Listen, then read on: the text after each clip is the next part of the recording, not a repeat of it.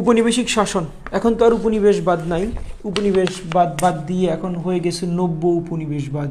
এই নব্য উপনিবেশবাদ এটা নিয়ে পরীক্ষায় প্রশ্ন আসে, রিটেন পরীক্ষায়। নব্য উপনিবেশবাদ কি? আগে উপনিবেশবাদ ছিল মানে হলো ভারতবর্ষে বা ভারতীয় উপমহাদেশে ব্রিটিশরা এসে সরাসরি শাসন করতো। ব্রিটিশদের প্রথমে ছিল গভর্নর জেনারেল, লর্ড সরাসরি নিজে শাসন করতো। তো এই যে চারটা ধাপ, এই চার ধাপ পেরিয়ে পরবর্তীতে 1947 সালে আমরা স্বাধীন হয়ে গেলাম। স্বাধীন হয়ে যাওয়ার মধ্য দিয়ে আমাদের এখান থেকে উপনিবেশবাদ চলে গেছে, উপনিবেশবাদ নাই। এখন এই উপনিবেশবাদটাকে টিকিয়ে রাখা হয়েছে নব্য উপনিবেশবাদের মাধ্যমে। নব্য উপনিবেশবাদ বলতে আমরা কি বুঝি? নব্য উপনিবেশবাদ বলতে আমরা এটা বুঝবো যে সরাসরি কেউ এসে শাসন ক্ষমতা দখল করে নাই, কিন্তু তার প্রভাব এত বেশি যে তাকে আমাদের সমীহ করতে হয়। আফ্রিকার মোস্ট অফ কান্ট্রিজে উপনিবেশবাদ নাই ঠিকই, কিন্তু নব্য উপনিবেশবাদটা একদম আষ্টে পৃষ্ঠে লেগে আছে। তো আফ্রিকার নব্য উপনিবেশবাদ এখনও চলছে। উপনিবেশবাদের সময়ে বিশ্বের আমরা জানি যে 5 কলোনিয়াল মাস্টার ছিল। 5 কলোনিয়াল মাস্টারের মধ্যে কারা কারা আছে? একটা হচ্ছে ইউকে, একটা হচ্ছে নেদারল্যান্ডস, একটা হচ্ছে ফ্রান্স, একটা হচ্ছে স্পেন, আর একটা হচ্ছে পর্তুগাল। তাহলে আমরা 5 কলোনিয়াল মাস্টার বলতে আমরা এই 5 কুতুবকে পাচ্ছি, যারা একসময় বিশ্বের বিভিন্ন দেশকে শাসন করে রাখতো। একটা হচ্ছে ইউকে, একটা হচ্ছে নেদারল্যান্ড, একটা হচ্ছে ফ্রান্স, একটা হচ্ছে স্পেন, আর একটা হচ্ছে কি পর্তুগাল। এই 5টাকে বলা হয় 5 কলোনিয়াল মাস্টার। কোথাও কোথাও 4 কলোনিয়াল মাস্টার বলে, সেক্ষেত্রে নেদারল্যান্ডসকে অ্যাড করলে 5 হয়ে যাবে। আমরা 5টাকে ধরে নিলাম। এই 5 কলোনিয়াল মাস্টারের মধ্যে সবচেয়ে বড় কুতুব ছিল হচ্ছে ব্রিটিশরা। বলা হতো ব্রিটিশ শাসন যে সূর্য সেটা কখনো অস্তমিত হয় না। ব্রিটিশরা সারা পৃথিবীকে একদম চুষে খাইছে। কিন্তু আপনারা সারপ্রাইজ হবেন এটা শুনে যে ভূমধ্যসাগরের ছোট্ট একটা দ্বীপ রাষ্ট্র আছে, নাম হচ্ছে মাল্টা। ইউরোপের একমাত্র দেশ যেটা ইউকের উপনিবেশ ছিল। এরা নিজের ঘরে কিছু করতে পারেনি, কারবারি অন্যদের সবাইকে একদম চুষে চুষে খায়া বড় হয়ে গেছে। ওকে, চলেন আমরা এই বিষয়গুলো বলবো। আগে একটু আপনাদেরকে ভাইব দিলাম যে আজকে ক্লাসে what is waiting for us. South এশিয়ার সবগুলো দেশই উপনিবেশ ছিল ইউকের, 2টা দেশ ছাড়া নেপাল এবং ভুটান। এরপর আসেন মধ্যপ্রাচ্যের দেশ লেবানন এবং সিরিয়া ছিল ফ্রান্সের উপনিবেশ, বাকি সব দেশ ইউকের উপনিবেশ। তাহলে আমরা জানি যে মধ্যপ্রাচ্যে যে হাবিবির দেশ 14টা 15টা পড়াচ্ছিলাম, লেবানন এবং সিরিয়া এই দুইটাকে আপনি ফ্রান্সের উপনিবেশ বানিয়ে বাকি যা পাবেন সবগুলো কার উপনিবেশ? ইউকের উপনিবেশ। তাহলে মধ্যপ্রাচ্যের যে দেশগুলো আছে সেখান থেকে সিরিয়া এবং লেবানন ছাড়া বাকি সবগুলো ইউকের উপনিবেশ। আজকের উপনিবেশ পড়ার ক্ষেত্রে একটা বিষয়ে কৌশল অ্যাপ্লাই করতে হবে। কৌশলটা হচ্ছে, একটা জায়গাতে অনেকগুলো দেশ একটা দেশের উপনিবেশ ছিল, এটা প্রশ্ন আসার চেয়ে ওই জায়গাতে যে 2-1টা দেশ ব্যতিক্রম আছে ওইগুলো নিয়ে পরীক্ষা প্রশ্নটা বেশি আসার সম্ভাবনা। তো মধ্যপ্রাচ্যের যে 14টা দেশ বা 15টা দেশ, এখান থেকে সবাই তো একজনের উপনিবেশ, কিন্তু 2টা দেশ ছিল ব্যতিক্রমী, একটা লেবানন, একটা সিরিয়া। এগুলো নিয়ে পরীক্ষা প্রশ্ন আসতে পারে। তাহলে আমরা এক কথায় বলে ফেলবো, লেবানন এবং সিরিয়া কার উপনিবেশ ছিল? ফ্রান্সের উপনিবেশ ছিল। তো যারা সালাম জানিয়েছেন, ওয়ালাইকুম আসসালাম। যারা জানতে চেয়েছেন কেমন আছি, আমি ভালো আছি আলহামদুলিল্লাহ। আপনারা ভালো আছেন নিশ্চয়ই। আর মোটামুটি জেনারেল নলেজ আপনাদের এই কয়েকদিনে অবজার্ভ হয়ে গেছে যে আপনারা জেনারেল নলেজ আর পিছিয়ে নেই ইনশাল্লাহ। ঠিক আছে, ওকে। ইউএসএসআর এর কথা বলেছিলাম যে ইউএসএসআর এর ভেঙে 1991 সালে যে 15টা রাষ্ট্র হয়েছে, এই 15টা রাষ্ট্র আমরা যদি এখন হিসেব করি তাহলে সবগুলো রাষ্ট্র কার উপনিবেশ? ইউএসএসআর বা সাবেক সোভিয়েত ইউনিয়নের উপনিবেশ। তো সাবেক সোভিয়েত ইউনিয়নের উপনিবেশে বা এই 15টা রাষ্ট্রের মধ্যে আমি আপনাদেরকে পড়িয়েছিলাম অল, ওই যে বাল্টিক রাষ্ট্রগুলো হচ্ছে অল পড়াইছিলাম। তাহলে বাল্টিক রাষ্ট্রগুলো কার উপনিবেশ? বাল্টিক রাষ্ট্রগুলো সোভিয়েত ইউনিয়নের উপনিবেশ। এরপরে পড়াইছিলাম মধ্য এশিয়ার কুত্তাকে, মানে মধ্য এশিয়ার যে দেশগুলো এগুলো কার উপনিবেশ? এগুলো হচ্ছে সোভিয়েত ইউনিয়নের উপনিবেশ। তাহলে মধ্য এশিয়ার কুত্তাকে, এই কুত্তা মানে Kazakhstan, Uzbekistan, Turkmenistan, Tajikistan, Azerbaijan এবং কিরগিজস্তান। মধ্য এশিয়ার কুত্তাকে, মধ্য এশিয়ার দেশগুলো একসময় সোভিয়েত ইউনিয়নের উপনিবেশ ছিল। ওকে, এটাও পেয়ে গেলাম। এরপরে সোভিয়েত ইউনিয়ন থেকে বাকি যে আরও কয়েকটা দেশ আছে, Russia, Armenia, Belarus, Georgia, Ukraine, Moldova, এগুলো কিন্তু সোভিয়েত ইউনিয়নের উপনিবেশ। সো এটা আপনারা পারবেন। আগের পরের ক্লাসগুলো মিলাই দেখলে মোটামুটি আপনাকে আটকাইতে পারে এমন কেউ নাই ইনশাল্লাহ। প্রশ্ন যদি খুব বেশি ডিপে গিয়ে মানে টিচারদেরকেও ভিমরি খাওয়ানোর মতো প্রশ্ন না হয়, তাহলে আমাদের কোর্স থেকে ইনশাল্লাহ কেউ হতাশ হব না আশা করছি। এরপর আসেন, ইন্দোচীনের দেশগুলো ফ্রান্সের উপনিবেশ ছিল, কম্বোডিয়া, ভিয়েতনাম, লাওস। এই ইন্দোচীন নিয়ে গত ক্লাসেও বলেছি, এর আগেও বলতাম। ইন্দোচীন হচ্ছে এমন একটা জায়গা, যে জায়গাটা একদিক থেকে ইন্ডিয়া এবং একদিক থেকে চায়না। তাহলে ইন্ডিয়া এবং চায়নার কালচার দিয়ে বায়াসড এমন একটা জায়গার নাম হচ্ছে ইন্দোচীন। ইন্দোচীনের দেশ হচ্ছে তিনটা, ভিয়েতনাম, এদিক থেকে লাওস, এদিক থেকে হচ্ছে কম্বোডিয়া। তাহলে কম্বোডিয়া, ভিয়েতনাম, লাওস এই তিনটা দেশ দ্বিতীয় বিশ্বযুদ্ধের আগে ছিল ফ্রান্সের উপনিবেশ ছিল। এরপরে ফ্রান্সের উপনিবেশ থেকে জাপান এদেরকে দখল করতে চাইছিল দ্বিতীয় বিশ্বযুদ্ধের সময়, জাপান দখলও করে ফেলছিল। কিন্তু জাপান 1945 সালে হিরোশিমা এবং নাগাসাকিতে পারমাণবিক বোমা মারা খাওয়ার পরে জাপান এদেরকে আবার ছেড়ে দেয়। তখন লাওস এবং কম্বোডিয়া আবার চলে যায় ফ্রান্সের কাছে, কয়েক বছর পর স্বাধীন হয়ে যায়। কিন্তু ভিয়েতনাম আলাদা থাকতে গিয়ে বিপদে পড়ে যায়, তখন স্নায়ুযুদ্ধ শুরু হয়। একদিক থেকে ইউএসএ, একদিক থেকে ইউএসএসআর, দুই মিলে ভিয়েতনামকে নিয়ে টানাটানি লাগাই দেয়। আর এই টানাটানির গল্প আমরা ভিয়েতনাম যুদ্ধের ক্লাসে আলোচনা করেছি। আপনাদের আশা করি পেট ভরে আছে। তো পেট ভরে আছে, মনও ভরা থাকতে হবে, ঠিক আছে? তাহলে ফ্রান্সের কাছে ছিল ইন্দোচীনের তিনটা দেশ। ইন্দোচীনের দেশ তিনটা, কম্বোডিয়া, ভিয়েতনাম, লাওস। ওই যে বাংলা নাটকের বা সিনেমার ভিলেন যেটা ছিল কাবিলা, ওই নামটাকে কনভার্ট করে পড়েছিলাম কবিলা। Cambodia, Vietnam, Laos. তাহলে ইন্দোচীনের যে তিনটা দেশ কি কি? Cambodia, Vietnam, Laos. পূর্ব তিমুরের দেশটা প্রথমত ছিল পর্তুগালের উপনিবেশ 1975 পর্যন্ত। পরবর্তীতে 1976 থেকে 99 পর্যন্ত ইন্দোনেশিয়ার উপনিবেশ হয় এবং পরবর্তীতে কিছুকাল নিজেই ছিল ফ্রিতে। পরবর্তীতে 2002 সালে এশিয়া মহাদেশের সর্বশেষ স্বাধীন দেশ হিসেবে আত্মপ্রকাশ করে। তাহলে এশিয়া মহাদেশের সর্বশেষ স্বাধীন দেশকে? এশিয়া মহাদেশের সর্বশেষ স্বাধীন দেশ পর্তুগাল। পর্তুগাল স্বাধীন হওয়ার একদম পূর্ব মুহূর্তে ছিল ইন্দোনেশিয়ার উপনিবেশ, তার আগে লম্বা সময় ধরে ছিল হচ্ছে পর্তুগালের উপনিবেশ। এরপরে এশিয়ার একমাত্র দেশ থাইল্যান্ড। এই দেশটা কখনো কারো উপনিবেশ ছিল না। আর এই থাইল্যান্ড শব্দ ব্যাখ্যা করতে পারলে আমরা বুঝব যে এটাকে কেউ আটকে রাখতে পারবে না। এটার নাম হচ্ছে মুক্ত ভূমি। থাইল্যান্ড মানে কি? মুক্ত ভূমি। তাহলে থাইল্যান্ড মুক্ত ভূমি নাম থেকে বুঝবো কখনোই কারো উপনিবেশে ছিল না। এরপরে ফিলিপাইন একটা দেশ আছে। ফিলিপাইন প্রথমে ছিল স্পেনের উপনিবেশ, এরপর স্বাধীনতার পূর্বে ফিলিপাইন এশিয়ার একমাত্র আমেরিকার উপনিবেশে পরিণত হয়। এশিয়াতে একমাত্র দেশ যেটা ইউএসের উপনিবেশ সেটা হচ্ছে ফিলিপাইন। আর এই ফিলিপাইন হচ্ছে এশিয়ার একমাত্র দেশ যার মেজরিটি খ্রিস্টান। তাহলে এশিয়াতে একমাত্র মেজরিটি খ্রিস্টান দেশ হচ্ছে ফিলিপাইন। ইউরোপের একমাত্র দেশ মাল্টা। ওই জায়গাটাই ব্রিটিশরা নিজেদের কাছে রাখতে পারছিল, ইউরোপে আর কিছু করতে পারে নাই। বাইরে সব দেশকে ওরা খেয়ে খেয়ে বড় হয়েছে। ইউরোপে নেদারল্যান্ডের উপনিবেশ ছিল দুটি দেশ, বেলজিয়াম এবং লুক্সেমবার্গ। নরওয়ে সুইডেনের উপনিবেশ ছিল। অটোমান সাম্রাজ্যের অধীনে ছিল গ্রিস, রোমানিয়া, তুরস্ক, কেন্দ্র ছিল ইস্তাম্বুল।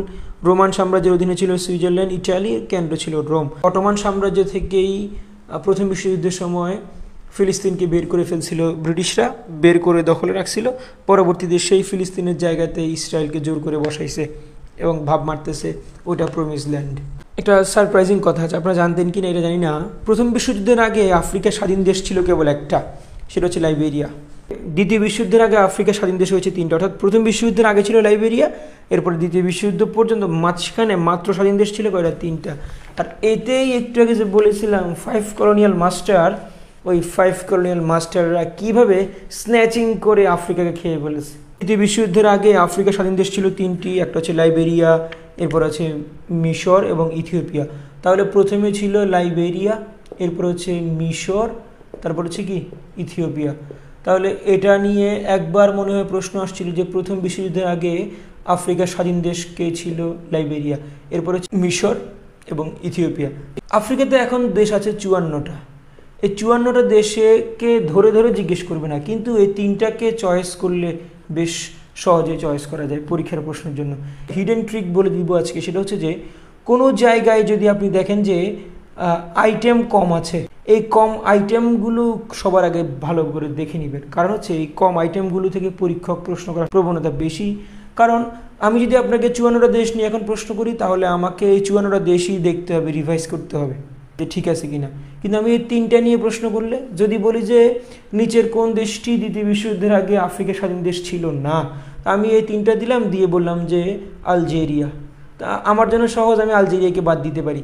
কিন্তু আমি যদি এখন এই কোয়েশ্চেনটাকে ঘুরাই পেঁচাই অন্যভাবে বলি, তাহলে আমাকে অনেকগুলো বিষয় চিন্তা করতে হবে। তো এই জন্য প্রশ্নকর্তার সেন্স বোঝা উচিত আমাদের, যে প্রশ্নকর্তা চয়েস করলে কোন ধরনের জোনগুলো চয়েস করতে পারেন। এই জন্যই সবসময় আমরা দেখি যে সাবেক সোভিয়েত ইউনিয়ন থেকে প্রশ্ন না এসে বাল্টিক অঞ্চল থেকে প্রশ্ন আসে, কারণ সাবেক সোভিয়েত ইউনিয়নের 15টা, বাল্টিকে 3টা। ইউরোপীয় ইউনিয়নের 27টা দেশ, এখান থেকে প্রশ্ন না এসে সবসময় আসে G7 থেকে, কারণ 27টা রিভাইজ করা আর G7 ধরা এর মধ্যে পার্থক্য আছে। তো এই বিষয়গুলো আপনাদেরকে বুঝতে হবে যে আমি কোনটাকে প্রায়োরিটি দিব, কোন জোনটা আমার জন্য। লাইবেরিয়া ছিল ইউএস এর অধীনে, এরপরে এরা অনেক আগে 1847 সালে আফ্রিকার প্রথম স্বাধীন দেশ হিসেবে আত্মপ্রকাশ করে। এরপরে বাকি যে দুইটা ইউকের অধীনে ছিল, তাহলে মিশর এবং ইথিওপিয়া দুইটা কার অধীনে ছিল? ইউকের অধীনে ছিল। মিশর 1922 সালে। এরপরে আফ্রিকা মহাদেশের দুইটি রাষ্ট্র ইতালির উপনিবেশ ছিল, এটা হচ্ছে লিবিয়া, সোমালিয়া। আপনারা ওই দ্বিতীয় বিশ্বযুদ্ধ এবং প্রথম বিশ্বযুদ্ধের ক্লাসগুলো যদি দেখেন, তখন বুঝতে পারবেন যে সাম্রাজ্যবাদী প্রবণতাটা কেমন মাথাচাড়া দিয়েছিল এই কুতুবদের মধ্যে। আমরা যে 5 কলোনিয়াল মাস্টারের কথা বলছিলাম একটু আগে, ওই 5 কলোনিয়াল মাস্টারের মধ্যে জার্মানিও নাই, ইতালিও নাই। কিন্তু ওরা কি না খেয়ে থাকবে? ওরাও সুযোগ মতো যাকে পাচ্ছে তাকে খাইছে, তবে ওরা ওরকম বোল্ডলি খায় নাই। জার্মানিতে না খেতে পেরে যুদ্ধে বাধা দিয়েছিল, পরপর 2টা যুদ্ধ বাধা দিয়েছে জার্মানি এই সাম্রাজ্যবাদী প্রবণতা থেকে। তাহলে আমরা ওই যে ক্লাসগুলো আছে, ওই ক্লাসগুলো যদি গ্র্যাজুয়ালি করে ফেলতে পারি, ইনশাল্লাহ we would become PhD in general knowledge. আপনারাই তো সুনাম করেন, এই জন্য সাহস করে বলার চেষ্টা করছি যে এভাবে এত ডিপে গিয়ে পুঙ্খানুপুঙ্খ ব্যাখ্যা দেওয়ার পরে মনে রাখার মতো কিছু বলে দেওয়ার রিস্ক নিয়ে কেউ পড়ায় না। আমি পড়াই, আমি কনফিডেন্ট ফিল করি যে আমার পড়া পড়ে ছেলেমেয়েরা উপকার পাবে ইনশাল্লাহ। শুধুমাত্র নিজের সুনামের জন্য পড়াই তাও না, আপনারা ভালো করলে আমার ভালো লাগবে, এটা এক ধরনের তৃপ্তি। তো আমি চাই আপনারা আমাকে তৃপ্তিটা দিবেন এবং আমার প্রত্যেকটা স্টুডেন্টই ইনশাল্লাহ জেনারেল নলেজের বস হয়ে যাবে। লিবিয়া এবং সোমালিয়া ছিল ইতালির উপনিবেশ। এরপরে আফ্রিকার মোজাম্বিক ছিল পর্তুগালের উপনিবেশ। রুয়ান্ডা ছিল বেলজিয়ামের উপনিবেশ। এরা কমনওয়েলথ পড়াইতে গিয়ে পড়াইছিলাম যে কমনওয়েলথের সবগুলো দেশই হবে হচ্ছে ব্রিটিশ উপনিবেশের, কিন্তু কেউ কেউ বাইরে থেকেও আসতে পারে। এর মধ্যে 2টা আসছে, একটা হচ্ছে মোজাম্বিক, একটা হচ্ছে রুয়ান্ডা। মোজাম্বিক ছিল পর্তুগালের উপনিবেশ আর রুয়ান্ডা ছিল বেলজিয়ামের উপনিবেশ, ওই একটু আগে পড়াইছি যেটা। তো কথাগুলো কিন্তু ঘুরে পেঁচাই অনেক জায়গাতে পাবেন, একটু স্মার্টলি ডিল করলে ইনশাল্লাহ আর কোনো প্রবলেম নেই। এরপরে মিয়ানমার ব্রিটিশ শাসনে থেকেও কমনওয়েলথে ছিল না, এটা পড়াইছিলাম, এখানে আবার আসছে। ইরিত্রিয়া প্রথমে ইতালি ও ইংল্যান্ডের উপনিবেশ ছিল, পরবর্তীতে ইথিওপিয়া ইরিত্রিয়াকে দখল করলে স্বাধীনতা যুদ্ধ শুরু হয়। 1993 সালে দেশটি স্বাধীনতা লাভ করে। তাহলে এটা নিয়ে প্রশ্ন আসতো, ইরিত্রিয়া কার কাছ থেকে স্বাধীনতা লাভ করেছে? ইরিত্রিয়া স্বাধীনতা লাভ করেছে ইথিওপিয়ার কাছ থেকে। এরপরে সেনেগাল ফ্রান্সের উপনিবেশ ছিল, একটু আগে বলছি। এরপরে হর্নস অফ আফ্রিকা বলে যে 4টা দেশ আছে, এই 4টা দেশের মধ্যে আমরা একটা কম্বিনেশন পাবো। তার আগে আমরা এই 4টা দেশ ক্লিয়ার করে ফেলি। হর্নস অফ আফ্রিকার 4টা দেশ হচ্ছে সো ইজি মানে সোমালিয়া, ইথিওপিয়া, ইরিত্রিয়া, জিবুতি। আমি এই পড়াগুলো এভাবে পড়লে সুবিধা কি, এখন দেখবেন যে এই সোমালিয়া, ইথিওপিয়া, ইরিত্রিয়া এই 3টা ছিল ইউকের উপনিবেশ, আর এই জিবুতি ছিল হচ্ছে ফ্রান্সের উপনিবেশ। তবে এই ইরিত্রিয়া দেশটা ইথিওপিয়ার কাছ থেকে লাস্ট স্টেজে 1993 সালে স্বাধীনতা লাভ করে। আফ্রিকার কতগুলো দেশ আছে, যেমন মিশর, সুদান, নাইজেরিয়া, কেনিয়া, ইংল্যান্ডের উপনিবেশ। উত্তর আমেরিকাতে যাব, আপনাদেরকে ছবি এঁকেই দেখাই, এটা আপনারা ছবি আঁকলে ভালো লাগবে, ভালো বুঝবেনও। এটা উত্তর আমেরিকার বড় ভূভাগ, এটা মধ্য আমেরিকা, এটা ক্যারিবিয়ান আইল্যান্ড, এটা হচ্ছে দক্ষিণ আমেরিকা। আশা করি আপনারা এটা বুঝতে পারছেন।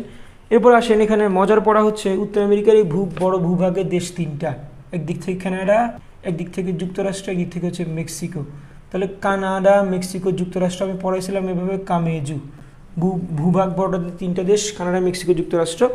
এখানে মজার বিষয় হচ্ছে উত্তর আমেরিকার কানাডা এবং যুক্তরাষ্ট্র এই 2টা ছিল হচ্ছে ইউকের উপনিবেশ। একটা রেঞ্জ বিবেচনা করবো আমরা। রেঞ্জের মধ্যে দেখবো আমরা এখানে একটা দেশের নাম হচ্ছে মেক্সিকো, এখানে একটা দেশের নাম হচ্ছে কিউবা। মেক্সিকো এবং কি কিউবা, এই মেক্সিকো এবং কিউবা হচ্ছে স্পেনের উপনিবেশ। নিম্নাংশে একটা দেশ আছে, এটা ক্লিয়ার করেছি মনে হয় আপনারা জানেন। এখানে পানামাটা বড়াইছিলাম পানামা খাল দেখে। এখানে পানামাটা হচ্ছে কলম্বিয়ার উপনিবেশ। এবার আসেন, ব্যাপারটা আরও মজার হয়ে যাবে। এই পানামা কলম্বিয়াকে বাদ দিয়ে আপনি যদি মধ্য আমেরিকার কথা চিন্তা করেন, মধ্য আমেরিকার এখানে 7টা দেশ আছে, এখানে এই ছয়টা দেশ সবগুলো স্পেনের উপনিবেশ। ওই যে পড়াইছিলাম মনে আছে কি না, কোপা হন্ডুরাস হতে বেগুনি নিয়ে এলো, কোস্টারিকা, পানামা, হন্ডুরাস, এরপরে Belize, Guatemala, Nicaragua, El Salvador. এই দেশগুলোর মধ্যে পানামা ছাড়া বাকি সবগুলো দেশই স্পেনের উপনিবেশ। এই মেক্সিকো, কিউবা স্পেনের উপনিবেশ। তাহলে এই জোনটা কার উপনিবেশ? এই জোনটা স্পেনের উপনিবেশ, এই জোনটা হচ্ছে ইউকের উপনিবেশ। অর্থাৎ ওরা ভাগযোগ করে করে খাই গেছে, ঠিক আছে। দক্ষিণ আমেরিকার দিকে যাব আমরা, এটা পারলে তো দক্ষিণ আমেরিকা। দক্ষিণ আমেরিকার মধ্যে এখানে একটা দেশ হচ্ছে ব্রাজিল। ব্রাজিল দক্ষিণ আমেরিকার সবচেয়ে বড় দেশ। এই ব্রাজিলের পোলাপাইন পর্তুগালের ফুটবল খুব পছন্দ করে, বা ব্রাজিলের ফ্যানরা, কারণ ওরা মনে করে যে এই মেসির এগেনস্টে দাঁড়ানোর মতো ব্রাজিলের কোনো প্লেয়ার নাই, সুতরাং ক্রিস্টিয়ানো ছিল দেখে ওকে নিয়ে সবাই একেবারে সরগরম ছিল। বাট একটা সময় এসে দুটার মধ্যে, মেসি এবং ক্রিস্টিয়ানোর মধ্যে স্পষ্ট পার্থক্য হয়ে গেছে। পর্তুগালের খেলা হলেও ব্রাজিলের ফ্যান ফলোয়াররা যথেষ্ট আগ্রহ দেখাইতো, কারণ ক্রিস্টিয়ানোকে ওরা দুধের সাথে ঘুরে মেটানোর চেষ্টা করতো মেসির এগেনস্টে ভেবে। তো এটা নিয়ে ট্রল করতো মানুষ যে ব্রাজিলের বাপ পর্তুগাল। আসলেই ব্রাজিলের বাপ পর্তুগাল, কারণ ব্রাজিলকে একসময় শাসন করতো কারা? পর্তুগাল। সুতরাং ব্রাজিল কার উপনিবেশ ছিল? পর্তুগালের উপনিবেশ। এরপরে দুইটা দেশের নাম এখানে একটু ব্যতিক্রম। একটা নাম হচ্ছে সুরিনাম। এই সুরিনাম দেশটা হচ্ছে নেদারল্যান্ডসের উপনিবেশ। গায়ানা একটা এদিক দিয়ে আছে, এই গায়ানাটাও হচ্ছে ইউকের উপনিবেশ। এখানে দেশ হচ্ছে মোটে 12টা।